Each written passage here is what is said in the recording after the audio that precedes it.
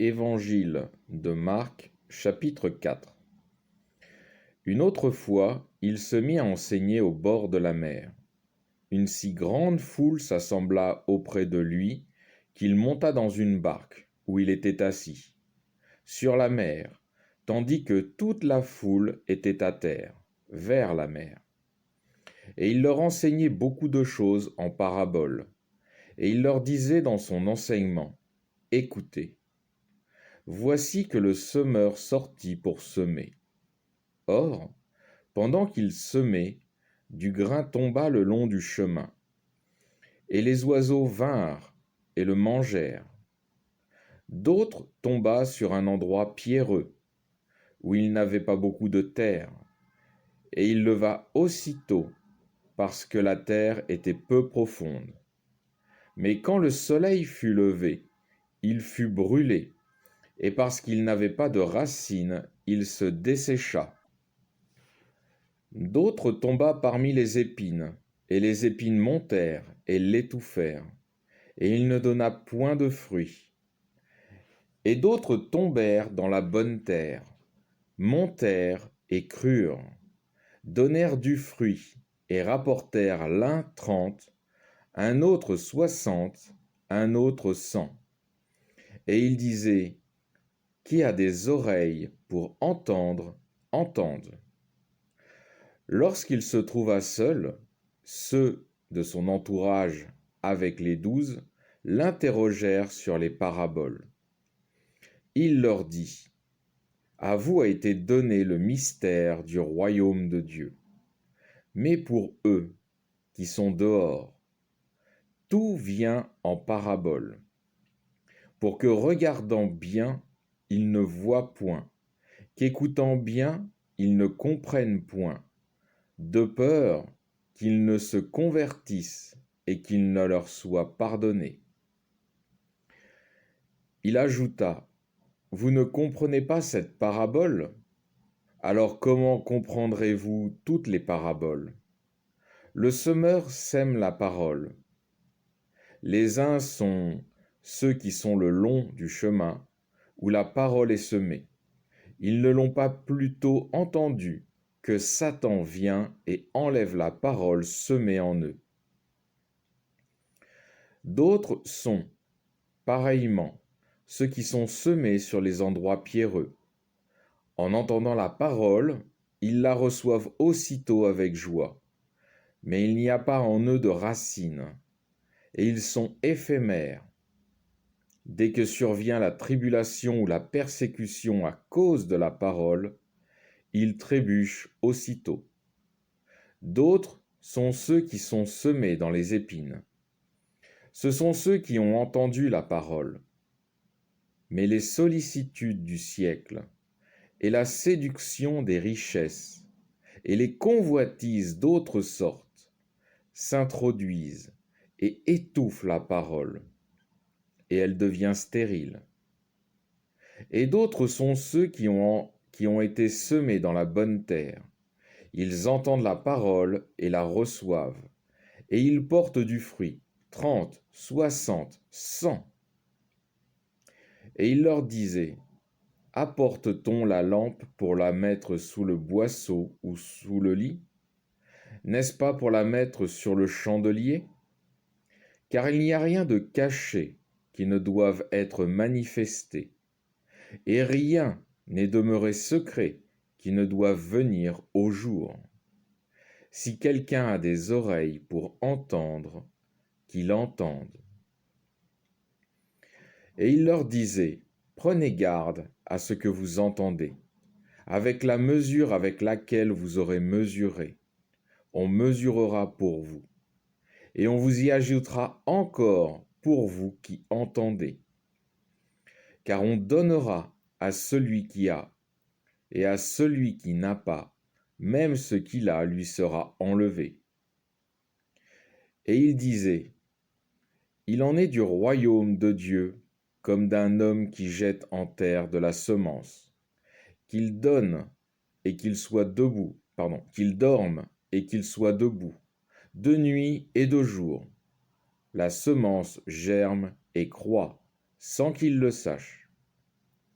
D'elle-même la terre produit du fruit, d'abord une herbe, puis un épi, puis du blé plein d'épis. Et quand le fruit le permet, aussitôt il y met la faucille, parce que la moisson est arrivée. Et il disait, à quoi comparerons-nous le royaume de Dieu? Ou en quelle parabole le mettrons-nous? Il est semblable à un grain de sénévé, qui, lorsqu'on le sème en terre, est la plus petite de toutes les semences qu'il y ait sur la terre. Et lorsqu'on l'a semé, il monte et devient plus grand que toutes les plantes potagères, et il pousse de grandes branches, en sorte que les oiseaux du ciel peuvent nicher sous son ombre.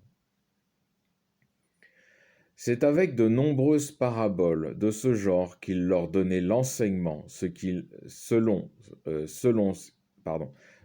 qu'ils étaient capables de l'entendre. Et il ne leur parlait pas sans parabole, mais en particulier, il expliquait tout à ses disciples. Ce jour-là, le soir venu, il leur dit, passons à l'autre rive. Ayant laissé la foule, ils l'emmenèrent tel qu'il était dans la barque, et d'autres barques l'accompagnaient.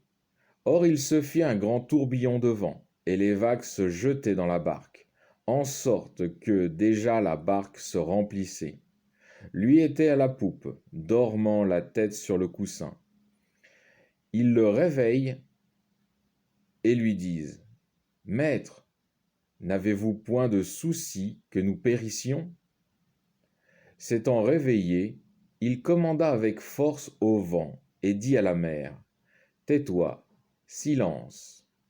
Et le vent tomba, et il se fit un grand calme. Et il leur dit, Pourquoi êtes-vous ainsi peureux? Comment n'avez-vous pas de foi? Et ils furent saisis d'une grande crainte, et ils se disaient les uns aux autres, Qui donc est celui-ci, que même le vent et la mer lui obéissent? Alors je vais faire une conclusion. Du verset 3 au verset 8, Jésus expose la parabole du semeur en public. Puis du verset 14 à 20, il en donne l'explication à ses disciples. Cette parabole est reliée directement au livre de l'Apocalypse, sur la première trompette, chapitre 8, verset 7. Les trompettes sont la grande guerre de Satan pour arriver à s'asseoir en maître dans le royaume de Dieu, qui n'est autre que notre propre cœur, à ne pas confondre avec le royaume céleste, qui est la demeure des esprits. Ce royaume, on le retrouve plus loin, décrit une nouvelle fois par Jésus au verset 26 à 28 du livre de Marc, chapitre 4, que je viens de lire. La terre, dans la Bible, est symbole de notre cœur. Tout peut y être planté, pour faire le bien ou pour faire le mal. Et tout comme dans la terre, on récolte ce qui a été semé. On récoltera également ce que l'on sème dans notre cœur. Si on écoute et suit le Seigneur Jésus-Christ, la récolte portera de beaux fruits de l'esprit et de cœur qui plaisent à Dieu. Et pour ceux qui n'écoutent pas et ne suivent pas le Seigneur Jésus-Christ, ils récolteront les fruits du diable, qui seront brûlés et détruits, tout comme on se débarrasse des mauvaises herbes. Car à la fin de toute chose, c'est le Dieu Tout-Puissant, notre Créateur à tous, qui dominera, et ce qui ne vient pas de lui n'existera plus. Je voudrais aussi donner une explication du verset 12, où Jésus dit « Pour que regardant bien, ils ne voient point, qu'écoutant bien, ils ne comprennent point, de peur qu'ils ne se convertissent et qu'il ne leur soit pardonné. » On pourrait penser que c'est Dieu qui cache la compréhension de ce qui est dit, afin que l'être humain n'ait pas accès au pardon. Absolument pas. C'est la dureté du cœur qui empêche l'être humain de saisir le sens des paraboles de Jésus. Et on le voit parfaitement avec justement la parabole du semeur, où dans le cœur de l'homme, des humains, représentés par la terre, est semée la parole de Dieu. Les premiers, ont reçu le cœur tellement dur que la parole ne peut même pas y pénétrer. Les seconds, ils trouvent la parole de Dieu agréable, mais dès qu'il va s'agir de mettre en œuvre les fruits de l'esprit, ça ne les concerne plus.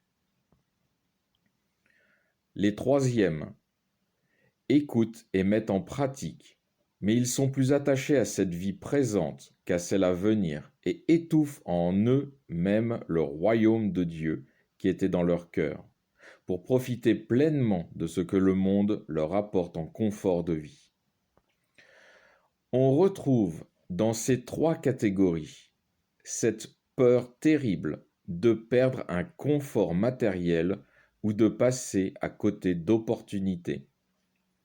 Donc lorsque Jésus dit « de peur qu'ils ne se convertissent et qu'il ne leur soit pardonné », ce n'est pas Dieu qui a peur qu'ils comprennent et qu'il faille leur pardonner, mais eux qui ferment leur cœur et ne veulent pas comprendre, c'est-à-dire être guéris de la maladie du péché que le diable a fait entrer dans le monde par Adam et Ève, parce qu'ils ont peur de perdre ce qu'ils ont ou pourraient avoir de matériel.